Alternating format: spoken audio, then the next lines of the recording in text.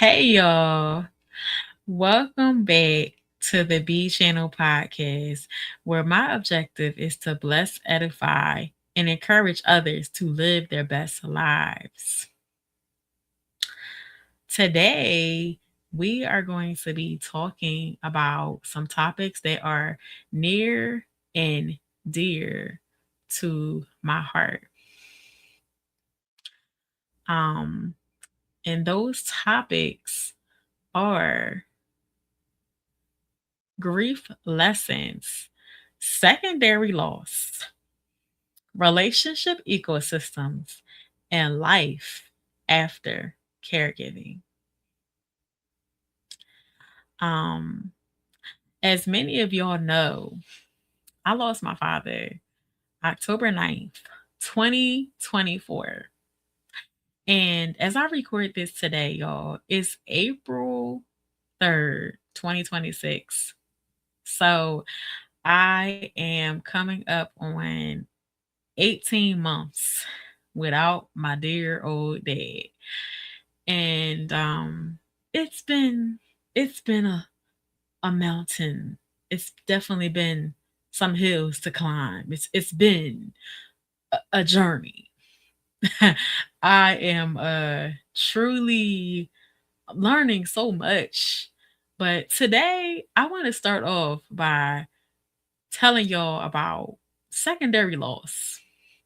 So when you lose somebody, there's so many other losses that can follow that, such as relationships and so many other things. And it can be just as painful and lonely as losing the person that died, and losing someone that is really close to you, it grants you so much clarity about the people that are in your life. Now, most people, they have the best of intentions, but sometimes they say things that are not helpful. I have learned that it's impossible to give helpful advice about something you have never walked through. So, if you're going through a season of grief, watch who you let speak into your life, y'all. You need to surround yourself with people who are empathetic and may have experienced profound loss themselves, people who will encourage you and check on your well being, but allow you to take the time and space to process the grief well. And, it's hard. It really is hard, y'all. But you have to trust God to be there to pick up the pieces, because grief can also be present about people who you thought were going to be in your life, but they are still breathing, y'all. These folks are still walking around, living their lives. So it's not just about somebody dying. And that was something that was so hard to come to terms with, because, you live life, with certain people, and you just feel like they're going to be there. And then you find out, but that wasn't the case. And yes, it's definitely a hurt piece. So that leads me to something that can be a game changer in our relationships, y'all. It's something that I have coined relationship ecosystems. So one thing that I discovered, y'all, is that it's important to have a spirit of curiosity about the people in your life. For instance, like, how many of us have ever taken the time to ask our loved ones the question, how do you typically interact with people that you're close with? What does that look like? Is that a daily thing that you do? Is it weekly? Is it monthly? Like, how often do you want to talk to people? How often do you want to hear from people? How do you prefer to communicate? Are you a phone person, or would you rather text? What's your lifestyle like? Like, are you a busy person? Is it better if we plan time to talk, or could it be more spontaneous? Um, and when you take time to learn about the way that people typically communicate, it can be very important because it makes the relationship healthier, you know? And if you're someone that's like me and you're a very sensitive person, it gives you context into the other person's social behavior so that when you understand that, you can learn not to take their behavior personally and move forward accordingly. So, for example, if you have somebody in your life that you really love, right? That person might not be someone who loves to talk on the phone. They might be somebody that just loves to text you maybe once a quarter, right? Knowing that, you can take that information and, that awareness that you now have and say, hey, maybe it's not the best idea for me to expect to hear from that person on a weekly or even a monthly basis. And then, you get your feelings hurt a little bit. Yes. I'm not saying it still won't hurt, but at least if you attempt to have that courageous conversation with that person and ask them, then at least you will know that it's not about you. It's just how they interact with everybody in their ecosystem, the people that surround them, you know? And I feel like it can be hurtful, but sometimes it's more hurtful to just walk around in confusion when you can just ask the person a question and have more peace about where y'all stand. So, speaking of moving forward, we have to learn to be gentle with ourselves, y'all, in these life transitions. I think that it's so easy to have the tendency to just rush through different things that are happening and not take time to process and heal and really think about um, what is happening as life is changing. And most of the time, it's out of our control, right? And so for me, I am coming off of a season where I spent a lot of my time being a caregiver. And so now I have to figure out what does life look like without taking care of my father. Who am I when I'm not doing that? And for the better part of 12 years, I was concerned about my dad. I spent the last 7 years dedicating all of my time and my energy to being, one of his primary caregivers alongside my mother. And so that was a huge part of my identity. So it's going to take time to reclaim my life and recover from that experience mentally, emotionally, spiritually, and physically, y'all. It's going to take time. It's not an overnight thing. When you've been doing something so long, it's really a part of your bones, like it's in your bones to do the things that I was doing for my dad every single day in and day out. And then, when someone passes, it's like, whoa, what do I do now? You know? And it was like me and my mom were basically co-workers for all this time. So now I have to really sit there and think about what is it that Amber, this version of Amber, wants to do. And what I've learned is that, I don't have to part ways with the nurturing, empathetic disposition I have. Just because I'm not a caregiver doesn't mean I have to stop giving care. I can still do that, but it's going to look different, you know? And that was something that was really comforting to come to terms with is that, I can still give care, but now it's time for me to give that same selfless care back to myself. And I'm telling y'all, it has not been easy, but I am learning so much about what it means to say yes to myself and how that is not selfish. I am learning how to show up in my own life and consider what I like and what brings me joy, and when you spend a lot of your time taking care of other people, sometimes you can end up on the back burner of your own life. You can end up in the margins of your own life. And so you really have to take the time to learn how to be an expert in taking care of yourself, just like you were an expert in taking care of everybody else, and to consider what really matters to me. What are my dreams? What are my hopes? What are my desires? What do I really care about? And so that's what this season is about.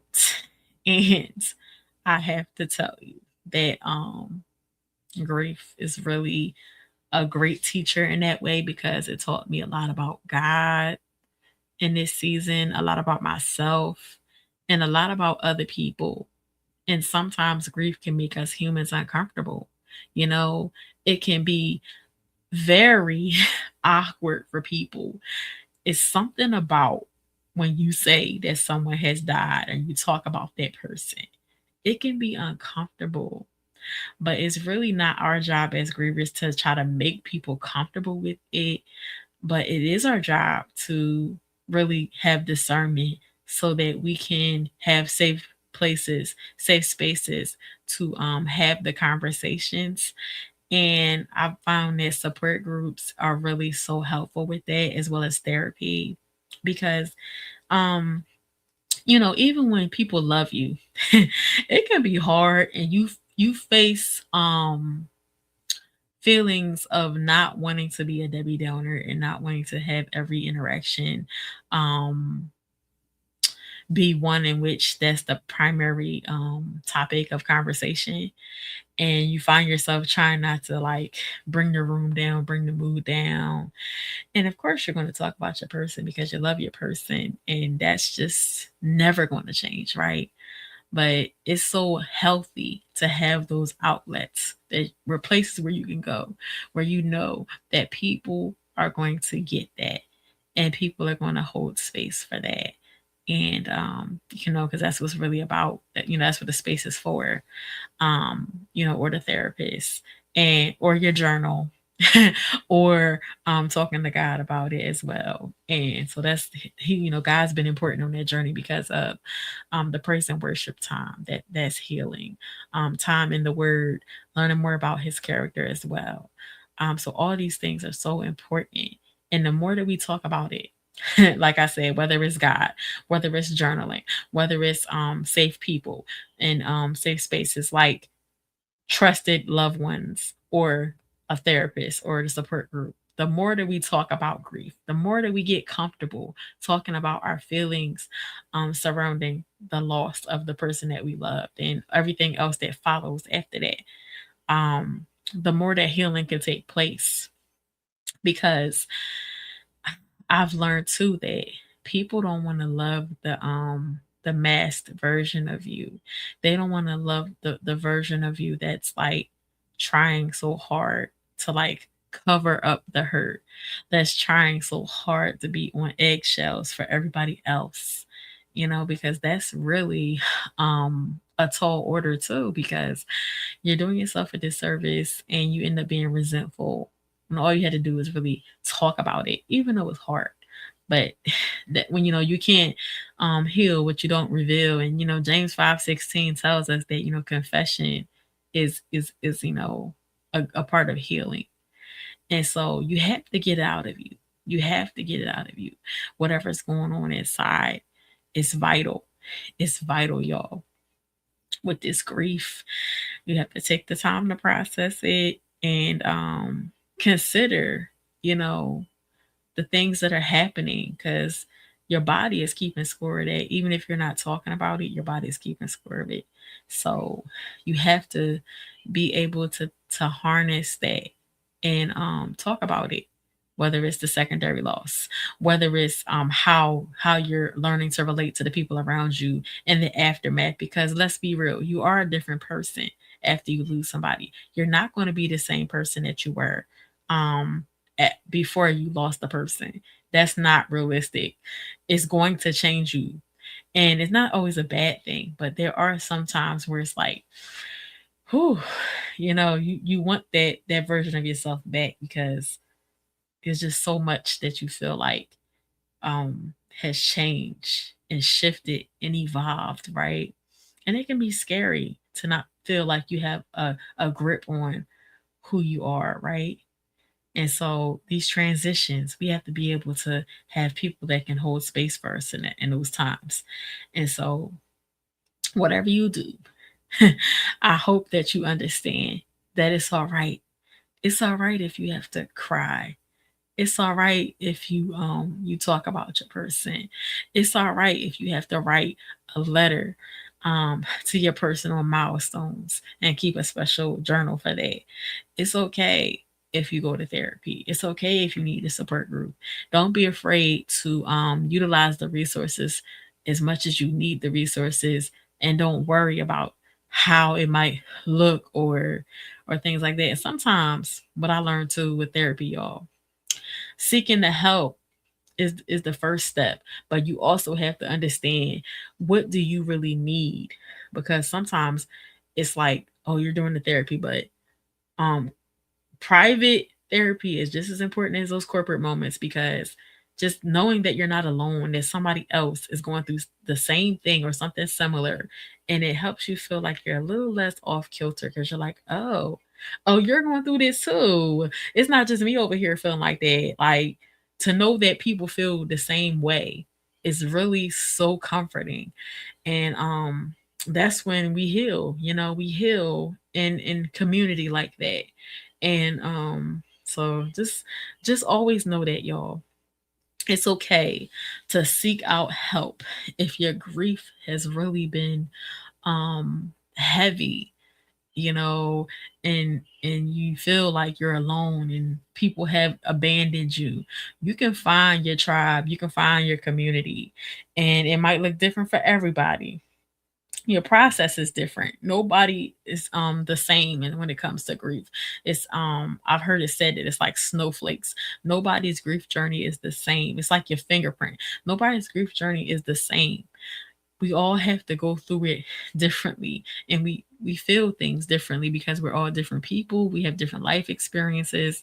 So it's okay if you need the help. Take the help, and see it as an opportunity to learn about yourself and kind of enroll yourself in the university of you. That's how I like to see it, y'all. It's really a chance to say, what do I want? What am I about? What do I care about? What matters? What do I like? What do I not like? What irks me? What boundaries do I need to set? We've talked about that a lot this season. Am I people pleasing? Because it's too painful sometimes to really say how it really is.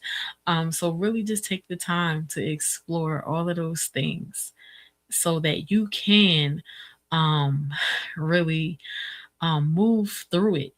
I won't say move forward. I won't say move on, because you cannot leave that person behind if they really mean something to you, especially if it was a parent. When it's a parent, it just hits different, you know, and especially if you had a really close relationship with your parent, it hits different. So you have to do what you have to do and take your time, because what I do know is if you don't take your time, it's going to come back around, and it's going to be something where it's like it's festering, and it's unattended to. You don't tend to your heart like you need to, your spirit and your mind and your body. It's going to come back. So it's so important. So hear me, y'all. And take heed and do with it what you will. I'm just here to plant the seed. I hope that this has been a blessing to you today. And thank you so much for taking the time to listen to this or watch this, whichever one that was for you. Um, if this was indeed a blessing to you, make sure that you watch. If you're watching over on YouTube, right? If you're watching over on YouTube, like, comment, subscribe, and share. Like, comment, subscribe, and share. And let us know what you thought about today's episode. If you happen to be listening today over on Spotify, um, or any of those platforms like that, make sure you follow. And especially over on Spotify, you can take the poll and let me know what you thought about today's episode with a comment that's so helpful, so I can know that this is really affecting someone in a positive way. This is resonating. Um, and last but not least, please make sure you follow me over on B Channel 27 over on Instagram so you can get all the tea on what I'm up to, whether that be the blog or whether that be a podcast. Um, this right here, y'all, is the season finale for season 3. So I hope that you got what you needed from this season. And I will see y'all back here sometime really soon. You know, you're going to have all the tea over on Instagram. So you'll know when I'm coming back with more content just like this. Um, so yeah, just stay tuned on all the channels. I'm on Instagram, I'm on YouTube, I'm on TikTok, I'm on Substack as well. And of course Spotify. So thank you so much once again for tuning in and have a great day, y'all. Peace and blessings until next time.